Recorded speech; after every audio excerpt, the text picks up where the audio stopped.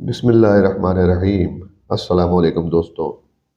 आज की कहानी बहुत ही दिलचस्प कहानी है और ख़ास तौर पर ये बिजनेसमैन लोगों के लिए है जो स्टॉक एक्सचेंज वगैरह में अपना सरमायाकारी करते हैं। कहते हैं एक गांव में एक अजनबी शख्स आया और इसने ऐलान करवाया कि वो गांव वालों से एक बंदर 10 रुपए में खरीदेगा। इस गांव के इर्द गिर्द बहुत ज़्यादा बंदर थे। देहाती बहुत खुश हुए। उन्होंने बंदर पकड़ना शुरू कर दिए। इस आदमी ने 1,000 बंदर 10-10 रुपए के बदले में खरीदे। अब गांव में बंदरों की तादाद काफी कम हो चुकी थी। चंद एक बंदर बाकी थे जिन्हें पकड़ना दुश्वार हो गया था। इस वक्त ताजिर ने ऐलान किया कि अब वो बंदर 20 रुपए में खरीदेगा।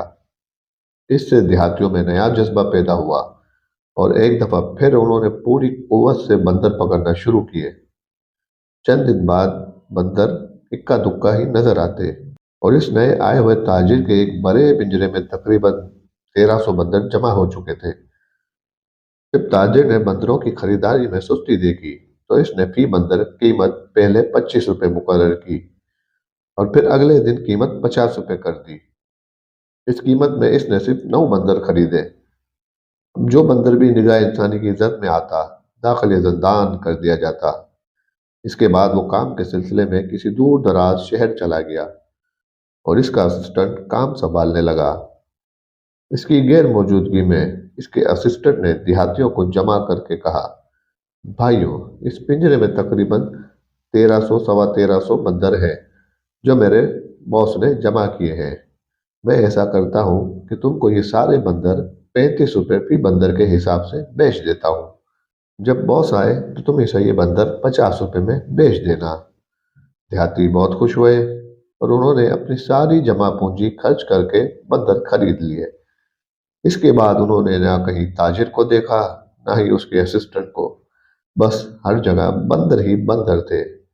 इसे कहते हैं दोस्तों स्टॉक मार्केट। जैसी कहानी आपने सुनी ऐसा ही कुछ आपको स्टॉक मार्केट में नजर आता है।